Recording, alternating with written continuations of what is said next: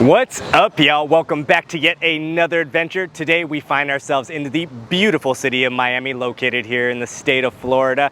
And today we're gonna do something a little different. We're gonna explore a place that's very unique here in the US. It's also a place of political controversy. What exactly are we gonna do? We're gonna explore a gun show.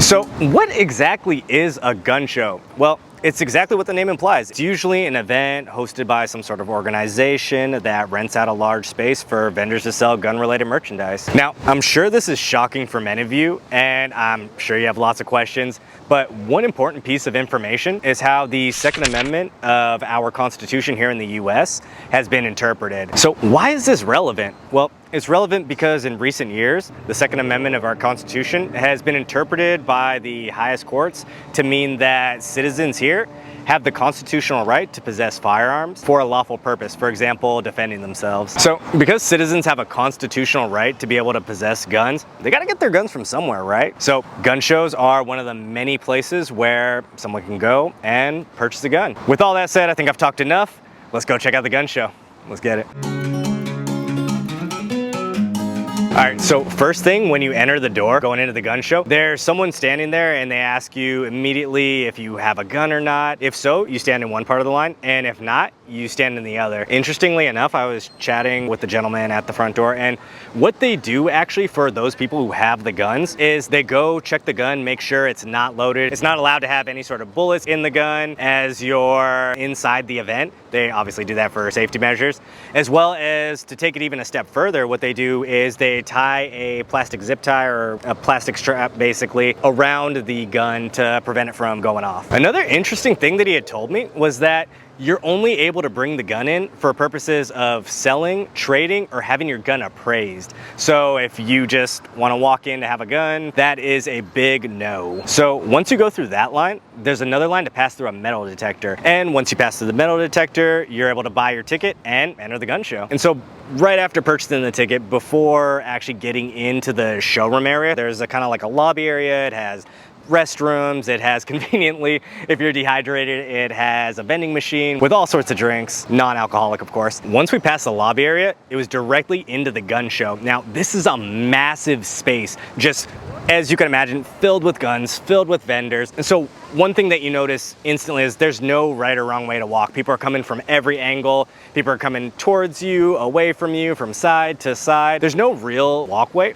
And it was interesting, one of the vendors had commented to me that each vendor pays for a space. So in the first room that you enter after the lobby, it's gonna be more expensive for a table up front, right as you pass through security, than if you're way in the back, maybe towards a wall. Talking a little bit about categories of guns, you had all sorts of different types. They had big guns, little guns, various colors. You had guns for men, women, you had ones with different types of material, metal, wood. There were even, check this out, there were even comic book inspired guns. Maybe you guys will recognize this one. One thing that struck me as really interesting was that there were guns, these expert works of craftsmanship. And when I talked to some of the vendors, they told me, you know, these are simply just to put on your wall as a decoration. And these things were very finely detailed. Some of them were made of wood. They had engravings. They had the slightest details etched into them. Some of them were, you know, made to look a little more historic, rustic, what have you. So one thing that really stood out to me was that this place has more than just guns. This place had knives. And when I say knives,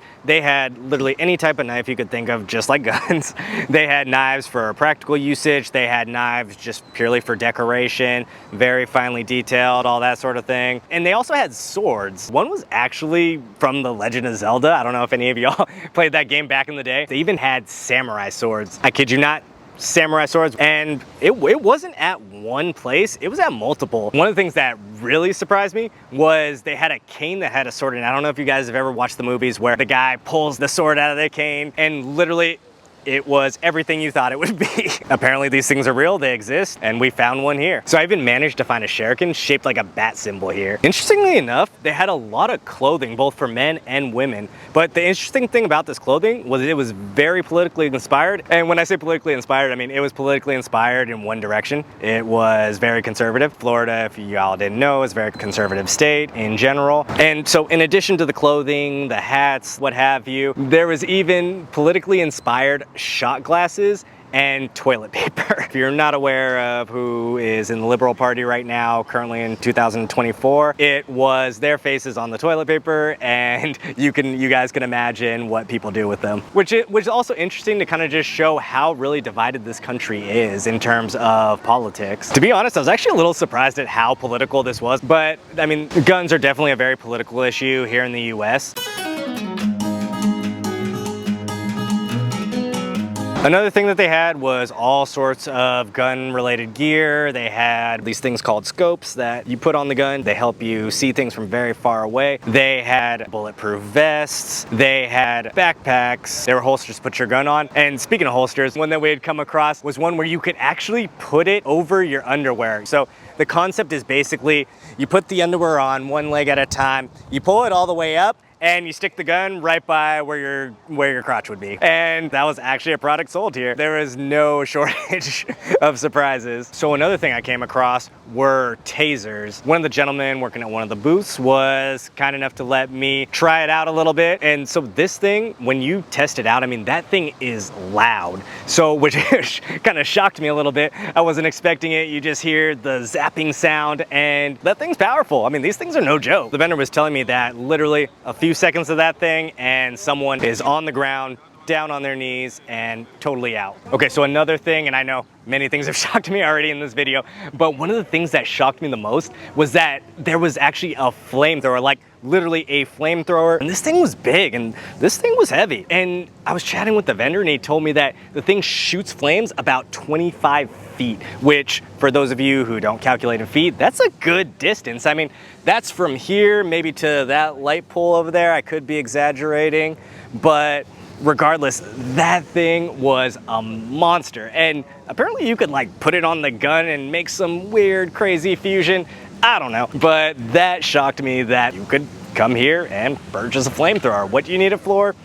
I don't know. Make a monster weapon for a zombie apocalypse maybe. So totally different from guns, knives, that sort of thing, but still within the industry, was that there was actually furniture sold here. So for example, a table, a wall piece. Actually the furniture looked nice. It was wooden, it was handcrafted, and apparently when you apply pressure to one of the areas and you release, a little compartment goes up, and as you would expect, you can put a gun in there or whatever sort of weapon. So some of the signs were a little scary, just in the sense that they were tough, but I mean, I guess they did their job, right? This is a gun show, this is the gun industry. It got its point across that don't do the thing, right? So before going inside the gun show, I had absolutely no idea what to expect. This is my first time coming to a gun show. To be honest, I was a little bit nervous, you know, being surrounded by all sorts of guns, weaponry. I had no idea really what to expect from the people. But one of the first things that struck me as interesting was how family friendly this place is. There were parents with their children. You saw people of all ages here, from older to younger. There was no tension in the atmosphere,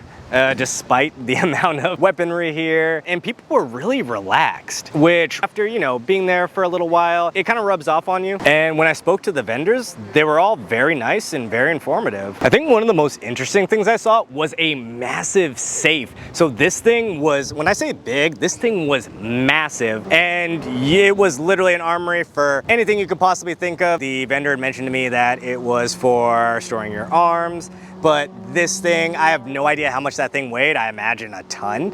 I don't even know. I mean, I thought to myself, how do you even take this thing out of here? Do they ship it to you? You know, what do they do? So as I was browsing, walking through the gun show and whatnot, I had chatted with one of the vendors, and he was really explaining to me more the industry of the gun shows, about how competitive it is finding sales, and that a lot of them sell the exact same guns. And really looking around at the majority of the event, I would say 100%, a lot of people are selling virtually the same thing. As I was walking around, one gun just looked like pure insanity. I mean, the thing was massive. So obviously I had to go ask about it. So when I was talking to the vendor, unfortunately, he didn't want to do an interview, but what he had mentioned to me was that you could shoot down a helicopter, or pierce a tank even, which I'm wondering, I'm like, why do they sell that here? Why do you need that for? So another interesting thing that he mentioned to me was that you can actually shoot this gun here. So there are apparently various types of gun ranges. You can shoot smaller guns, pistols, you can shoot the bigger guns, and this behemoth, I honestly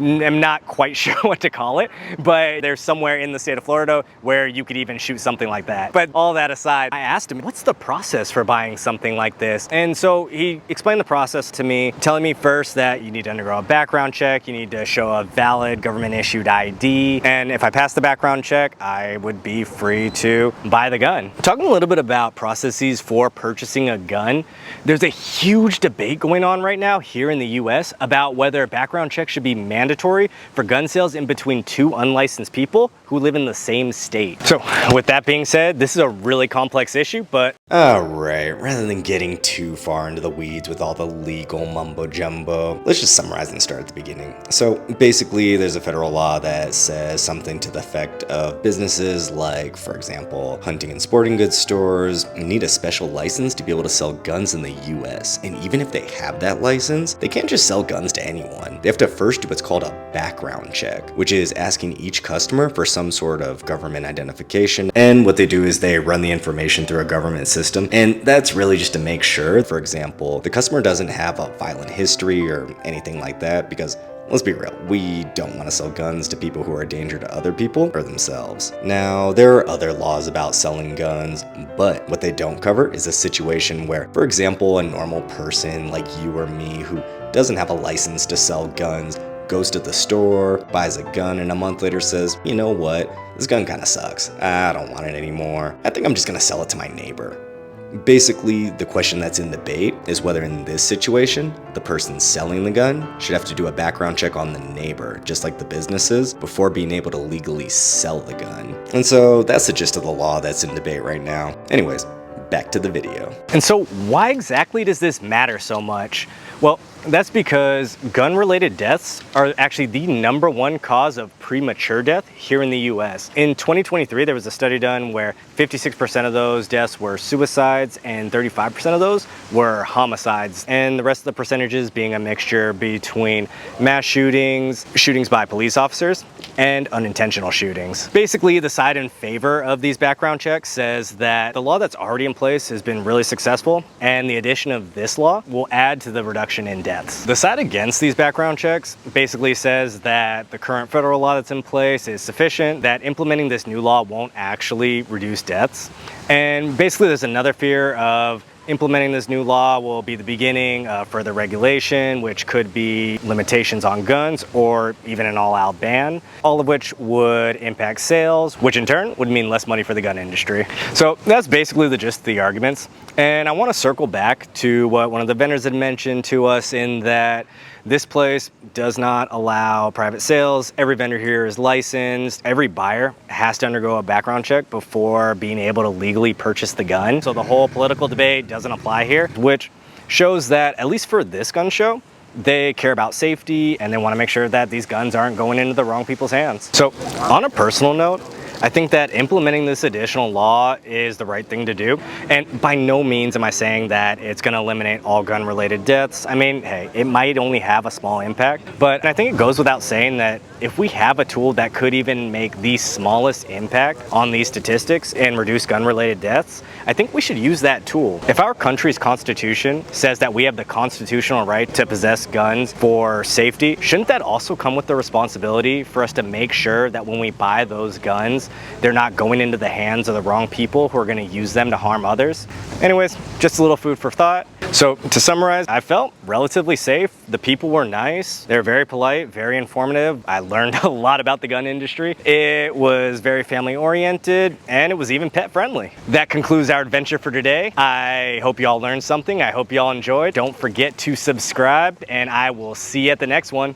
Peace out, y'all.